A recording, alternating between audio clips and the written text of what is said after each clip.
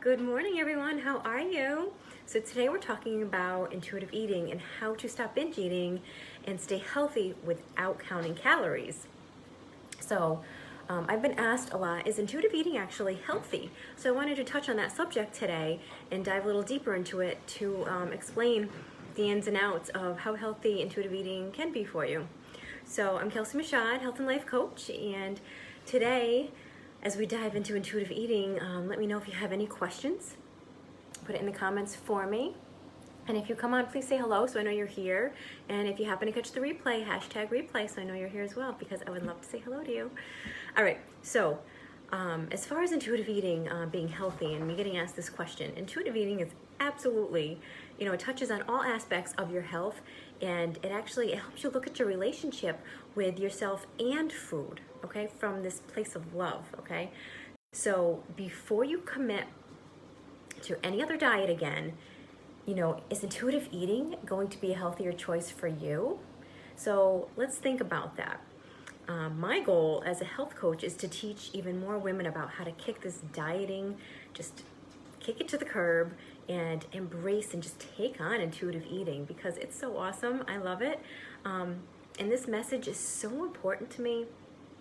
And I want to just spread the word to as many women and men even as possible, so that, I'm going to discuss the two biggest questions that I actually get asked.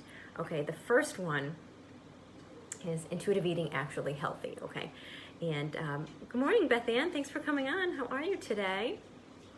And the second most popular question is, how can I eat whatever I want and still be healthy? Okay, these are my two biggest questions that come up. So have you ever wondered about these? Are these thoughts that you've maybe been floating around in your mind when you think about intuitive eating? And if you have, you're definitely not alone, because these are really, really great questions. And it's definitely worth taking the time to dive a little deeper into today. So as I explain and I share more, I hope that you'll take the time to consider whether intuitive eating makes sense for you and for your life, okay? So first of all, let's look at what is health, okay? So when we're talking about health with intuitive eating, let's look at what health is first. And before we can really talk about being healthy with intuitive eating, healthy is like, true health is your whole body, your whole being, okay? It's not just your vital signs or the numbers on the scale or your level of physical stamina, okay? Health is this complete physical and mental and social well-being, and it's not just having not having some sort of disease or sickness, okay? Intuitive eating covers all of this. It covers the realm. So instead of just focusing on calories and exercise and lists of food that you're allowed, you're not allowed to eat, intuitive eating takes into account your whole entire being, okay? Your mind, your body, your soul. You learn about meeting your needs, what makes you feel good, and how you can best care for yourself, okay? So that's where we ask the question, so is intuitive eating healthy, okay? Well, according to the World Health Organization, their definition is yes, absolutely. In fact, it's likely healthier than any diet or regimented plan that you've already maybe attempted in the past, okay? And the second question that I mentioned gets to the root of how intuitive eating can be healthy for you, since it literally means that you can eat anything, okay? So most people say that they are really concerned that they're only going to, when you're allowed to eat anything, that you're only ever just gonna eat donuts or candy, okay? If you actually try intuitive eating. But I mean, after all, isn't that what, a lot of us really want to do? But the truth is, you will not, okay? You will not want chips and cookies all day, every day. Yeah, you might want a few of them at first, but that's part of the process, okay? And that's part of the process for your mental well-being.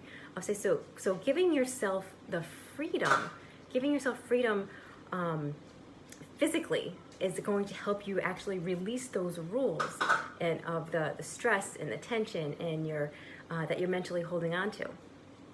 So as you start to release the stress around food and being able to eat foods that you had formerly restricted, you're going to eventually get to a point where you actually recognize those foods that they are actually allowed. They are truly allowed, okay? And as you accept that, then you're able to take those foods off of this high pedestal that you've been holding them on, all right? And you're just going to just simply accept them. So it's really important to remember that your health, it consists of your physical, your mental, and your social well-being. So you'll find that the steps in intuitive eating, they really emphasize one area, like your mental health, but that's just at first, all right? Because it will all come full circle, and it will have this positive impact on all the other areas of health as well, okay? And another big positive mental impact, okay? Intuitive eating helps you improve your body image, where dieting does not. Dieting does the opposite, okay? So if you're constantly putting yourself or your body down, that's not healthy. It's definitely not mentally healthy, okay? It only messes with your mental and emotional well-being, and that comes through in such a way when you treat your physical body as well. So some things you might end up doing is like over-exercising to compensate, or you might overeat, you might undereat, okay? Or you might just do some other things that are not expressing love towards your body, which intuitive eating does help you do. So intuitive eating, it's going to allow you to actually begin treating your body with love and compassion and respect, because you want to feel respected, right? You know, your body deserves to eat foods that allow it to feel good, deserves to have fun with movement and to be dressed in ways that just really feel good to your body, right? Movement can feel really good, and your clothes can fit really good when you practice this eating intuitively. These are all the positive side effects of eating intuitively. So back to the big question of health, learning to respect your body is healthy for your mind, your body, and your physical self, okay? So intuitive eating also addresses your emotional well-being. So if you tend to deal with stress or emotions through emotional overeating, you're not helping your emotional or your physical health in that way. And although emotional eating, it is a coping mechanism, when it's taken too far, it can have a negative toll on your overall well-being, okay?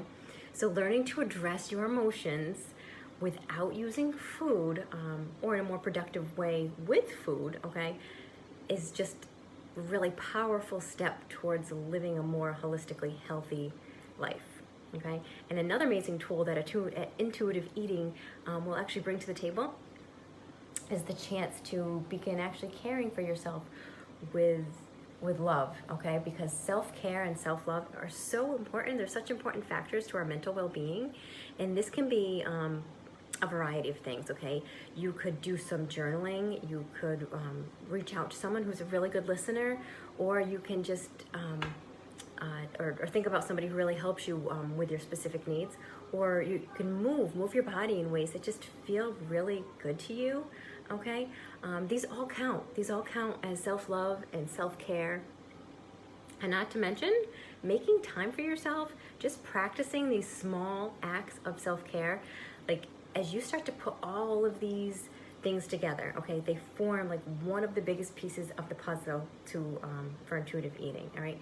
And many of my clients, they're actually surprised at how much self-care and self-love work takes place within intuitive eating. And it's a really important piece of that puzzle. It's such an important factor. Many of my clients will actually they return and they reconnect with themselves, and they reconnect from a place of love and of care And this usually is just a ripple effect, okay? Once you start showing yourself self-love and self-care, it's easier. Like anything you practice, you know, it comes with time, and all of a sudden you're being so good to yourself, you're compassionate to yourself, you're not having as many negative thoughts or body shaming with yourself. Everything becomes just more positive thoughts, and that becomes more motivating for you. And this helps my clients to end up finding the things that they actually want, that actually make them feel good. All right. So instead of forcing themselves to say, like, go to the gym, or like place, you know, that body hatred on yourself, they find joy in choosing to do some form of exercise that genuinely feels good to them. Okay. And you can get to that point as well. It doesn't have to be something that's overwhelming or dreaded, or it can be something that you absolutely love and feels really good. And they find themselves also dressing in ways that make them feel absolutely wonderful. They start choosing from a place of self-care rather than just stuffing their emotions down. You know, that self-hatred, it will never create a strong foundation for your health, for your true health. So what intuitive eating does is it addresses all of that for you, and it helps you learn to make these healthy decisions from a place of self-care and compassion.